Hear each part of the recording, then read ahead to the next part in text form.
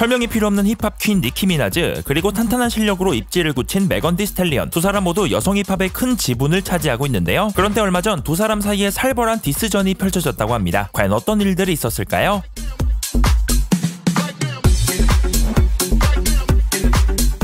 우선 니키 미나즈와 메건 디 스텔리언은 함께 곡 작업을 할 정도로 가까운 사이였습니다. 하지만 이 관계는 카디비와 메건 디 스텔리언의 웹 이후 틀어지게 되는데요. 바로 당시 니키 미나즈와 카디비가 자잘한 갈등을 겪고 있기 때문이었죠. 웹이 대히트를 기록하며 메건은 카디비와 더 가까워지게 됐고, 따라서 니키 미나즈와 메건의 사이는 자연스레 멀어지게 됩니다. 그리고 시간이 지나 작년 12월 발매된 니키 미나즈의 새 앨범 수록곡 FTCU에서는 메건을 간접적으로 디스하는 가사가 등장했는데요. 이는 바로 메건 디 스텔리언과 토리 레인즈 간의 총격 사건을 언급한 구절이었죠.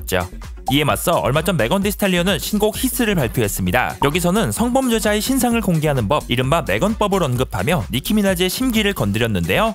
바로 니키 미나즈의 남편 케네스 패티에게 성폭행 전과가 있었기 때문이었죠. 니키 미나즈의 아킬레스건으로 꼽히는 전과자 남편 케네스 패티, 결국 격분한 니키 미나즈는 본격적인 디스전을 선포했습니다.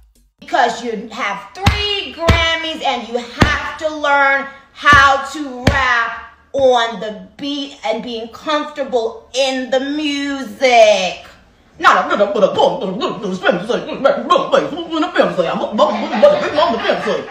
Bringing up 30-year-old T from when a man was 15 being lied on is not the flex you think it is. I don't want to say too much.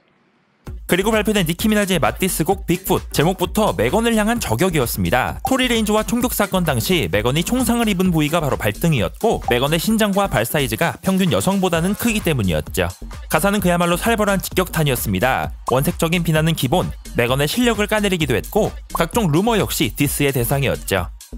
여기에 5년 전 사망한 메건의 어머니를 언급하는 등 매우 높은 수위의 가사들이 이어졌습니다. 또 과열된 분위기에 니키 미나즈 팬들은 돌아가신 메건의 어머니 묘지 위치를 유출했고, 이에 경찰 당국이 나서는 일까지 벌어지고 말았죠. 아직 끝나지 않은 디스전, 한편 현지 팬들은 니키가 선을 넘었다며 메건 디 스텔리언에게 응원을 보내주고 있습니다.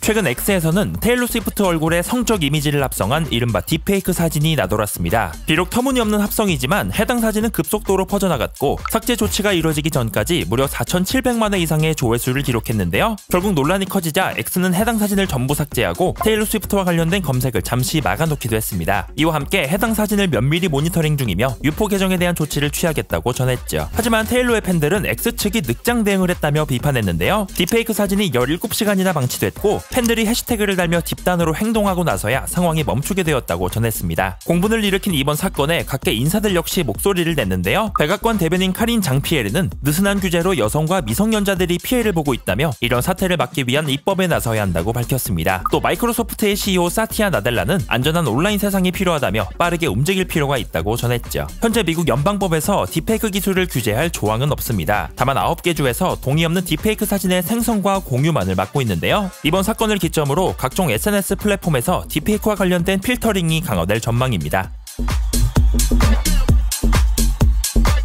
카니 웨스트가 파파라치와 격한 언쟁을 벌였습니다. 할리우드 명예거리 행사를 위해 이동하던 카니, 이때 TMZ 소속의 기자가 달려들어 아내 비앙카 센소리와 관련된 질문을 던졌는데요. People want to know if Bianca has her free will. Some people are saying you're controlling her.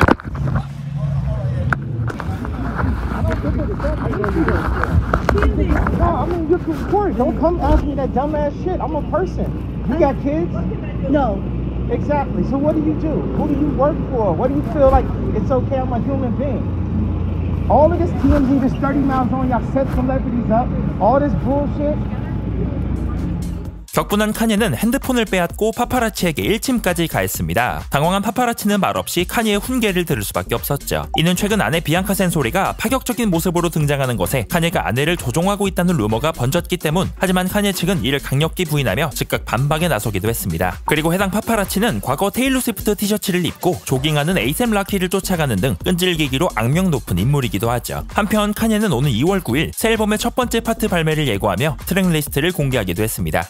음악과 패션을 모두 섭렵한 남자 아이콘 퍼렐 윌리엄스의 전기 영화가 제작됩니다. 지난 27일 퍼렐 윌리엄스는 SNS를 통해 자신의 전기 영화 개봉 소식을 밝혔는데요. 영화 제목은 피스 바이 피스. 특이하게도 사람이 아닌 장난감 블록 레고가 등장한다고 합니다. 마치 인류 진화도를 연상케 하는 포스터. 맨 오른쪽의 레고는 루이비통 셋업을 착용한 퍼렐의 모습이었죠. 퍼렐은 어릴 적 레고를 가지고 놀던 것이 자신의 인생을 다룬 영화로 발전할 줄 누가 알았을까라며 이 영화는 누구든지 나처럼 해낼 수 있다는 증거라고 설명했습니다. 또 제작사 측은 퍼렐이 5년 전부터 이 아이디어를 제시해왔다고 덧붙였죠. 마지막으로 연출에는 미국의 잔뼈 굵은 다큐멘터리 영화 감독 모건 네빌이 낙점되었다고 합니다. 퍼렐의 일생을 담은 레고 전기 영화 피스 바이 피스. 오는 10월 11일 북미 개봉을 확정지었습니다. 매주 금요일과 토요일 저녁 8시 라스베가스에서는 아델의 공연이 펼쳐집니다. 2022년부터 시작된 주간 콘서트 이른바 위켄즈 윗 아델인데요. 2022년부터 시작된 공연은 올해 6월까지 총 100회 공연을 끝으로 마무리됩니다. 회당 4,200석가량 한정의 소규모 공연. 팬들과의 친밀감을 느끼려는 아델의 취향이 반영됐지만 라스베가스라는 장소적 특성과 매번 치열한 티켓팅에 팬들은 아쉬움을 드러냈는데요. 그런 팬들을 위해 아델이 엄청난 스케일의 팝업 콘서트를 진행할 예정입니다. 아델의 마지막 유럽 공연은 지난 2017년 그리고 무려 7년 만에 유럽에서의 대형 콘서트를 예고했는데요. 장소는 바로 독일의 뮌헨. 오는 8월 2일과 3일, 9일과 10일 총 4차례에 걸친 공연을 선보인다고 합니다. 더욱 놀라운 점은 바로 공연장인데요. 현재 컨퍼런스 및 박람회 용도로 쓰이는 뮌헨 전시장을 특별 개조할 예정. 오직 아델의 4회 공연만을 위한 맞춤 콘서트장으로 재탄생한다고 합니다. 약 8만 명을 수용할 수 있는 규모. 아델 측은 웅장한 모습의 조감도를 공개하기도 했죠. 아델은 멋진 여름을 기대한다며 자신의 쇼를 위한 특별 팝업 스타디움을 갖게 됐다고 밝혔습니다. 유럽인들의 치열한 티켓팅이 예고되는 아델의 유럽 미니 콘서트. 현재 티켓 라이센스를 등록할 수 있고 사전 예매는 2월 7일부터 일반 예매는 2월 9일부터 이뤄질 예정입니다.